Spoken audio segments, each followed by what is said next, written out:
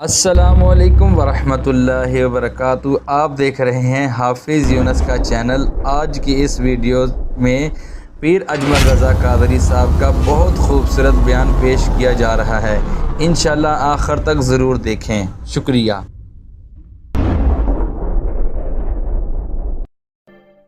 رب کے بندے راتیں مصلے پہ گزارتے ہیں سجدے کرتے ہوئے اور قیام کرتے ہوئے، اور حضور نے فرمایا ہے، یہ ترمذی میں موجود ہے، اللہ کے محبوب فرماتے ہیں دنیا داروں کو دکھ نہ بتانا، اللہ تمہیں کبھی غنی نہیں کرے گا۔ بالکل لوگوں کو نہ بتانا یہ مجبوری ہے، یہ آزمائش ہے، اس لیے کہ وہ تیرے ساتھ چلے، رو کے درد سے عجز سے مالداروں اور دنیا داروں کو دکھ نہ بتانا، دکھ اپنے رب کریم کے حضور عرض کرنا، جلدی کرے یا دیر سے کرے تمہیں لوگوں سے بے نیاز کر دے گا، تمہیں لوگوں کی ضرورت نہیں رہے گی، مالک اپنے خزانوں سے عطا کرے گا۔ ہاتھ پھیلانا بڑی رسوائی ہے۔ وہ ہمارے نوجوان اللہ فضل کرے، میرا تو چھوٹا سا تجربہ یہی ہے، میں جس سے پوچھتا ہوں آپ کیا کرتے ہیں، کہتے ہیں میں نے کاغذ جمع کرائے باہر جانا ہے۔ تو بھائی جب باہر جائیں گے تو چلے جانا، ابھی تو یہاں ہے نا، یہاں تو کچھ کریں۔ ایک ہی پیشہ برا ہے کسی کے سامنے ہاتھ پھیلانا، باقی جو ریڑھی لگاتا ہے بڑا عزت والا آدمی، جو صبح جھاڑو دے کر رزق کماتا ہے، اس کی بڑی بات ہے۔ نبی کریم صلی اللہ تعالی علیہ وسلم نے اپنی امت کے لیے جو بات بڑی ناپسند کی ہے وہ ہاتھ پھیلانا۔ قناعت والی زندگی گزاریں، کشکول طلب روز پھیلائیں پر اللہ کے سامنے، روز مانگیں پر رب رسول کی بارگاہ، لیکن یہ چھوٹی چھوٹی خواہشات لوگوں کے سامنے بیان کرنا، چھوٹی چھوٹی چیزوں پر توجہ کرنا، تھوڑی بے نیاز سی زندگی ہو، تھوڑا کفایت شیاری والا معاملہ ہو۔ حضرت حکیم بن حزام رضی اللہ تعالیٰ عنہ بیان کرتے ہیں اور صحیح بخاری میں موجود ہے، فرماتے ہیں باقاعدہ ہمارے ہاتھ پہ ہاتھ رکھ کے حضور نے بیعت لی تھی۔ ایک تو بیعت اسلام پہلے ہو چکی، بیعت جہاد پہلے ہو چکی، لیکن دوبارہ ہاتھوں میں ہاتھ لے کے بیعت کی اور ارشاد فرمایا میرے ہاتھ پر بیعت کرو کہ تم کسی دنیا دار کے سامنے ہاتھ نہیں پھیلاؤ گے، باقاعدہ بیعت کرو۔ ذرا ذرا سی بات پہ اپنا وقار کھو بیٹھنا، ذرا ذرا سی بات پہ سوالی بن جانا، ذرا ذرا سی بات پہ عاجزی دکھانا، مسکین بننا۔ 2000 دینار کا جوڑا پہن کے حضرت غوث اعظم جمعہ پڑھاتے تھے شیخ عبد القادر، 2000 دینار کا۔ تو اہلیہ کہتی تھی حضرت شام کا تو کھانا کوئی نہیں گھر میں۔ فرمانے لگے یہ لباس اس لیے پہنتا ہوں کہ کوئی مجھے سوالی نہ سمجھے، کوئی یہ نہ کہے کہ ہمارے شیخ کو ضرورت ہے تو میں تھوڑا ان کے گھر میں لنگر پہنچاؤں، یہ لباس اس لیے پہنتا ہوں کہ میرا اور میرے رب کا راز قائم رہے۔ حضرت حکیم بن حزام فرماتے کہ بیعت لی سرکار نے اور فرمایا یہاں میرے ہاتھ پر بیعت کرو کہ تم کسی کے سامنے سوال قربان جائے۔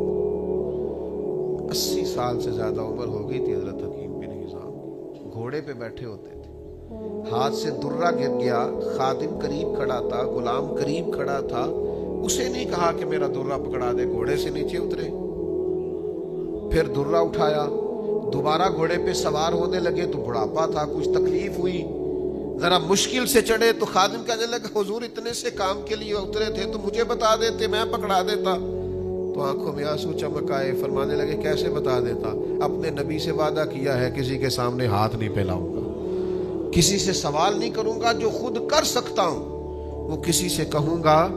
میرے بھائیوں، میرے بزرگوں، زندگی میں اسراف سے بچ کر قناعت پسندی یہ بہت بڑی خودداری ہے۔ آپ وزادار ہو، اس میں بڑا کمال ہے، آپ کے لب و لہجے میں استغنا ہو، لاپرواہی ہو، یہ بہت بڑی نعمت۔ یعنی صحابہ آئے ہجرت کر کے مکہ مکرمہ سے مدینہ طیبہ، تو سب کو حضور نے بھائی بھائی بنایا، اور اتنی بڑی مثال پورے عالم انسانیت میں گئی کہ لوگوں نے اپنے چلتے کاروبار بھی آدھے کر کے اپنے بھائیوں کو دے دیے۔ لیکن حضرت عبد الرحمن ابن عوف، کچھ لوگ بڑے بے نیاز ہوتے ہیں، وہ بس اللہ کی ذات پر بھروسہ کرتے ہیں، وہ ان کا بھی حضور نے ایک انصاری کو بھائی بنایا تھا، تو انہوں نے کہا میرا مکان بھی آدھا تیرا ہے، کاروبار بھی تیرا ہے، یہ پیسے بھی تیرے ہیں، فکر کوئی نہیں کرنی۔ تو آپ فرمانے لگے میرے بھائی تیرا بڑا شکریہ، تو نے جو دیا تھا وہ آ گیا، مجھے 1 رات ہو گئی ہے مدینے آئے ہوئے، مجھے منڈی کا رستہ بتاؤ، یہاں تجارتی منڈی کہاں ہے، میں انشاءاللہ صبح جاؤں گا اور جا کے محنت کروں گا اور میرا رب فضل فرمائے گا۔ اور مجھے اپنے کرم سے اپنی رحمت سے رزق عطا کرے گا. میری خواہش یہ ہے کہ مجھے اللہ دے اور میں تیرے ساتھ بھی کوئی خدمت کرنے والا بنوں. تو قوت بازو پر حضرت عبداللہ ابن مسعود رضی اللہ تعالیٰ عنہ فرماتے ہیں کہ ایک دفعہ زندگی میں ترقی کا موقع اللہ تعالیٰ ہر شخص کو عطا کرتا ہے. اس کے رزق میں وسعت پیدا کرتا ہے, اس کو آگے بڑھنے کا موقع عطا کرتا ہے. اور ہر شخص کے لیے کچھ لوگ اس موقع سے نفع اٹھاتے ہیں, فائدہ اٹھاتے ہیں, اپنے رب کی اس رحمت کی طرف بڑھتے ہیں, کچھ ضائع کر دیتے ہیں. مال آیا ضائع کر دیا, بیکار لٹا دیا, ادھر ادھر ضائع کر دیا. انہوں نے چیزوں کو سمجھا ہی نہیں, غور ہی نہیں کیا. اور کچھ لوگ بڑے سمجھدار ہوتے ہیں, وہ اپنے ان احوال سے چیزوں سے سیکھتے ہیں, سمجھتے ہیں, غور کرتے ہیں. یعنی پورے علاقے میں قحط آیا تھا اور سمجھدار لوگ بتا رہے تھے کہ یہ قحط بڑھتا جا رہا ہے, حالات پتہ نہیں کس طرح کے ہوں گے, لیکن باقی سب نے غور نہیں کیا. جناب یوسف علیہ السلام سمجھ گئے, انہوں نے گندم جمع کر لی. اور آپ قرآن مجید میں سورہ یوسف کو کھول کر کے دیکھیے, آپ حیران ہوں گے کہ اتنی گندم انہوں نے جمع کی اور اس خوبصورتی سے جمع کی کہ نہ صرف یہ کہ ان کے اپنے مصر کے علاقے کی ضروریات پوری ہوئی, بلکہ باہر سے بھی لوگ آئے. اور اسی موقع پر وہ بھائی بھی آئے, وہ بھائی بھی آئے. حضرت یوسف نے نا, بھائی بڑے پیارے ہوتے ہیں. میں نے پہلے بھی عرض کیا تھا, بندہ اپنی فیملی کے اندر اور اپنے بال بچوں کے اندر بھائیوں کی غیبتیں شیبتیں دو چار کر بیٹھتا ہے تو وہ بچے پکے ہو جاتے ہیں کہ ہمارا چاچا بندہ ٹھیک نہیں. یہ آپ اپنے بچوں کو مطمئن کرتے ہیں. تو جناب یوسف کے بھائی بھی اس موقع پر آئے تو اندر طلب تو تھی نا. یہ سارا بچپن ایک دیہات میں وہ بھی ماحول ہوتا ہے کہ تو میرے بھائی نو کچھ کیا ہے, اتنی تیری جرت, پتہ نہیں اس دنیا میں کیا ظلم ہے کہ جس بھائی کی خاطر لوگ اسلحہ اٹھاتے ہیں کہ تو میرے بھائی نو کچھ کیا ہے, پھر چند پیسوں کے لیے اسی بھائی پر اسلحہ اٹھا لیتے ہیں. کیا اس دولت کے اندر طوفان ہے اور کس قسم کے مسائل ہیں. تو جناب یوسف نے بھی چوکیاں لگوا دی تھی, چاروں جانب لوگ کھڑے کر دیے تھے, فوج تھی, پولیس تھی, لوگ تعینات تھے. فرمایا جو بندہ بھی گندم لینے آئے پہلے پوچھو کیا لینے آیا ہے, پھر پوچھو کیا لے کے آیا ہے, سونا لے کے آیا ہے, چاندی لے کے آیا ہے, کیش لے کے آیا ہے. پہلے پوچھ لو پھر اندر لانا, پھر ہم اس ترتیب سے لوگوں کو گندم بیچیں گے. سب کے بارے میں کہا, لیکن کنان سے بھائیوں نے آنا تھا نا. تو فرمانے لگے جب کنان سے لوگ آئے نا, یہ سب چوکیوں پہ ہدایت تھی. فرمایا جب کنان سے کوئی آئے نا تو یہ تو پوچھ لینا کیا لینے آئے ہیں, یہ مت پوچھنا کیا لے کے آئے. ان کا پردہ رکھا بھائیوں کا. علامہ اسماعیل حقی نے بڑا خوبصورت یہاں اپنی تفسیر روح البیان میں نقطہ لکھا ہے. فرماتے ہیں دیکھ لو قبر میں رب نے بھی پردہ رکھا ہے. یہ نہیں پوچھا نمازیں کتنی لایا ہے, یہ نہیں پوچھا حج کتنے کی ہے. میں اتنا پوچھا تو اللہ کو جانتا ہے, من ربو کا. میں اتنا پوچھا تو رسول کائنات کو جانتا ہے. میں اتنا پوچھا تیرا دین کیا ہے, باقی پردہ رکھا ہے. کیا لے کے آیا ہے, دامن میں کیا یہ پردہ رکھا ہے. فرمایا ان سوالوں میں کامیاب ہو جائے تو جنت کا دروازہ کھول دینا اس بندے کے لیے. تو جو عرض کرنا چاہتا ہوں وہ یہ ہے کہ اسراف سے بچیں, قناعت پسند زندگی گزاریں. اصل فن یہ ہے, اصل کمال یہ ہے کہ آپ اپنی ضروریات کا تعین کریں. 3 حصوں میں تقسیم کی جا سکتی ہیں ضروریات, ایک بہت ضروری, ایک ضروری اور ایک غیر ضروری. بہت ضروری کے بغیر تو گزارا ہی نہیں نا. 2 وقت کا کھانا چاہیے, رہنے کو گھر چاہیے, انسان بیمار ہے تو اسے دوائی چاہیے. یہ بہت ضروری چیزیں, ان کے بغیر گزارا. اور کچھ چیزیں صرف ضروری ہوتی ہیں, بہت ضروری نہیں ہوتی. مثلا عید آ گئی تو نئے کپڑے چاہیے, کوئی شادی آ گئی تو نیا لباس چاہیے. یہ ضروری ہوتا ہے پر بہت ضروری نہیں ہوتا. جب تک انسان جوان ہوتا ہے تو یہ ضروری لگتا ہے, اور جب تھوڑے بال سفید ہونے لگتے ہیں تو پھر یہ ضروری محسوس کہنے تو بچیاں نے لیلا میرے نوے نے ابھی عید پہ ہی تو خریدے تھے. تو یہ ضروری ہے, یہ بہت ضروری. ایک غیر ضروری ہے بلا وجہ, یعنی کپڑوں کا ڈیزائن بدل گیا ہے, یعنی کپڑے موجود ہیں الماری بھری ہوئی ہے لیکن پہننے والے نہیں، کئی تقریبات پہ میں نے پہلے بھی پہن لیے، تو یہ غیر ضروری ہے۔ غیر ضروری سے بچنا بڑا ضروری ہے، یہ غیر ضروری سے بچنا بڑا ضروری ہے۔ یاد رکھیے گا کہ ہمارا دین یہ کہتا ہے کہ خواہشات قیامت میں پوری کرنا، وَلَكُمْ فِيهَا مَا تَشْتَهِي أَنفُسُكُمْ، جنت میں تمہیں وہ ملے گا جو تم چاہو گے، تمہیں جنت میں وہ ملے گا جو تم چاہو گے۔ خواہشات قیامت میں پوری کرنا، دنیا میں صرف ضروریات پوری کرو۔ وہ جو اندر تمہارے جنون اٹھتا ہے کہ یہ خواہش بھی پوری ہونی چاہیے، یہ خواہش، وہ جنت میں پوری ہوگی، تم کسی چیز کی طلب کرو گے وہ پہلے سے تمہارے لیے تیار ہوگی۔ لیکن یہاں تھوڑا سا معتدل، لیکن اسراف سے بچنا ہے، کنجوس نہیں ہونا، یعنی جہاں لگانے چاہیے وہاں بھی نہ لگانا، یہ کنجوسی ہے، یہ بخل ہے، اس سے دین منع کرتا۔ لیکن بلا وجہ کا اسراف کرنا، دیکھیے قرآن مجید کہتا ہے کلو وشربو، کھاؤ پیو، ولا تسرفو، اسراف نہ کرو، فضول خرچی نہ کرو۔ یعنی آپ صرف پیسے ہی ضائع کر رہے تھے، آپ صرف پیسے ہی زیادہ لگا رہے تھے، لیکن قرآن مجید نے کہا انہو لا یحب المسرفین، بے شک اللہ فضول خرچی کرنے والوں کو پسند نہیں کرتا۔ یعنی یہ تم مت سمجھنا کہ میں نے صرف پیسے ضائع کیے ہیں یہ کوئی بری بات ہی نہیں، فرمایا یہ جو تم نے پیسے ضائع کیے ہیں تو یہ تم نے اللہ کا ناپسندیدہ کام کیا، تم اپنے کریم رب کی رضا والا کام نہیں کر رہے، محض پیسہ ہی نہیں ضائع ہوا۔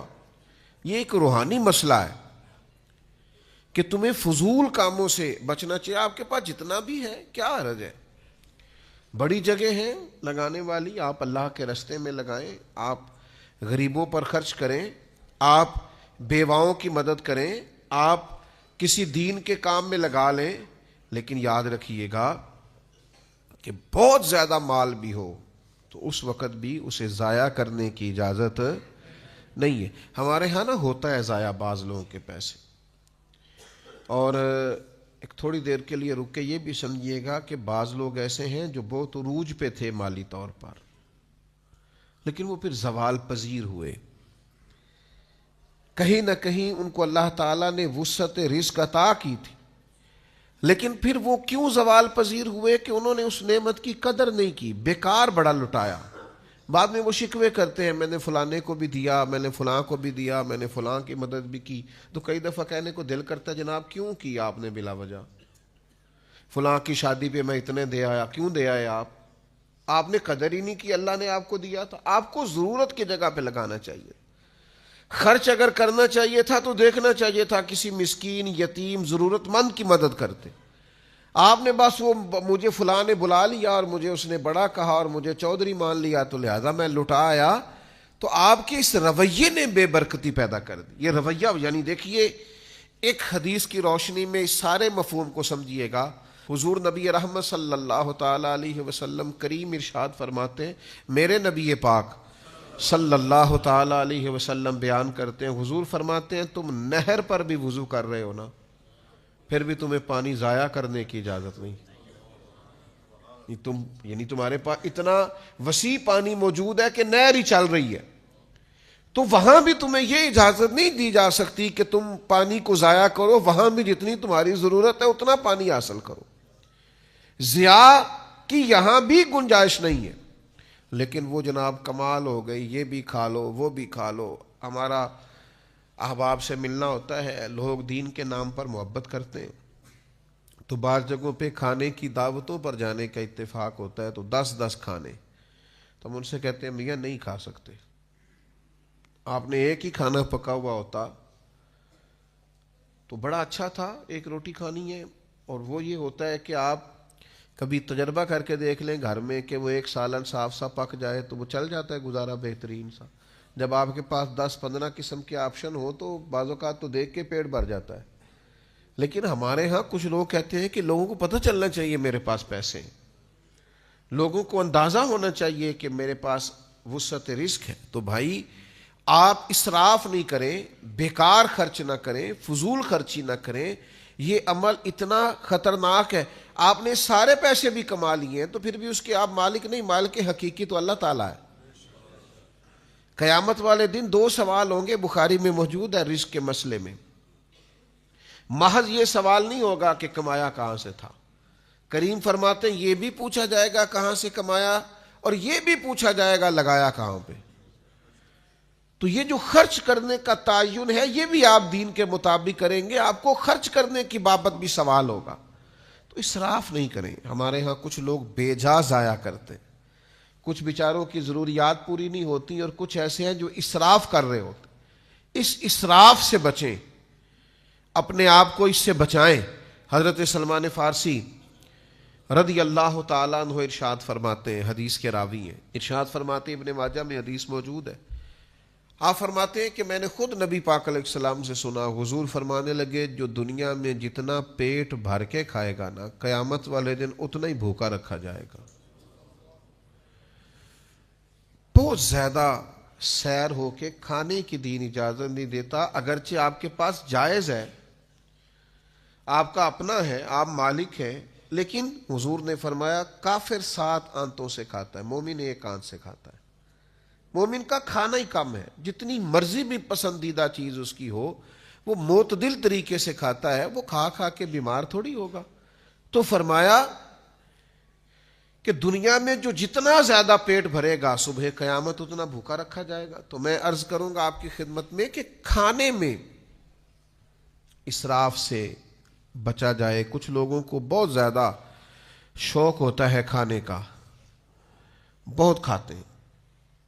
یعنی وہ ابھی ٹیبل پہ کھانا لگا ہوا ہے، صبح کا ناشتہ، اور وہ لطف اندوز ہو رہے ہیں، اسی ٹیبل پر وہ ڈسکس شروع کر دیتے ہیں کہ دوپہر کو کیا پکانا ہے. اور وہیں سے وہ کہہ دیتے ہیں کہ میں نے رات ہی کہہ دیا تھا قصاب سے، اور میں نے بہترین سا گوشت اس کو کہہ دیا ہے. بھئی اور بھی غم ہے زمانے میں محبت کے سوا، کھانے پینے کے لیے دنیا میں آئے، ایک چپاتی مل جائے، کوئی سادی سی گزارا ہو جائے گا. یہ کام نہیں ہے. ہر وقت یہ زبان کا ذائقہ ایسا ہے، آپ جس قدر زیادہ یہ لگا لیں گے لگ جائے گا. آپ ایک چیز کھائیں گے دوسری کی یہ طلب کرے گا، تیسری کی طلب کرے گا. اس کو تو آپ نے خود روکنا ہے، اس کی قناعت آپ نے کرنی ہے. حضرت انس بن مالک رضی اللہ تعالیٰ عنہ بیان فرماتے ہیں کہ میرے نبی کریم صلی اللہ تعالیٰ علیہ وسلم نے ارشاد فرمایا، کریم فرمانے لگے جو چاہے طبیعت وہ کھا لینا، یہی تو فضول خرچی ہے. اس کو محبوب نے فضول خرچی اور اسراف کہا. جو آپ کی طبیعت میں آیا آپ کھا رہے، جو من میں آیا آپ کھا رہے، جو مزاج میں آیا آپ استعمال کر رہے. تو یہ درست نہیں ہے. پھر یہ کہ لباس کا بھی یہی معاملہ ہے. لباس ضرورت کے لیے ہوتا ہے، ستر پوشی کے لیے ہوتا ہے، وجود ڈھانپنے کے لیے ہوتا ہے. شریعت اسلامیہ میں لباس کے آداب میں سے ایک ادب یہ ہے کہ تھوڑا کھلا لباس پہنا جائے تاکہ سطر کو صحیح طور پر چھپائے. ایسا چست لباس جس سے جسم اور وجود کے حصے ظاہر ہوں شریعت اسلامیہ محبوب نہیں رکھتی، پسند نہیں کرتی. تو لباس جسم چھپانے کے لیے ہوتا ہے 5 7 10 جوڑے گرمی کے، اور اتنے اگر آپ کے پاس سردی کے ہیں تو یہ بہت زیادہ ہیں، بہت کافی. لیکن ڈیزائن بدلتا ہے. یہ میرے دیکھتے دیکھتے ڈیزائن میں نے کئی بدلتے دیکھے. کہ اگر آپ کو یہ ویڈیو پسند آئی تو لائک کریں، دوستوں کے ساتھ شیئر کریں، اور مزید دینی بیانات کے لیے ہمارے چینل حافظ یونس کو سبسکرائب کریں. اللہ تعالیٰ آپ کو جزائے خیر عطا فرمائے.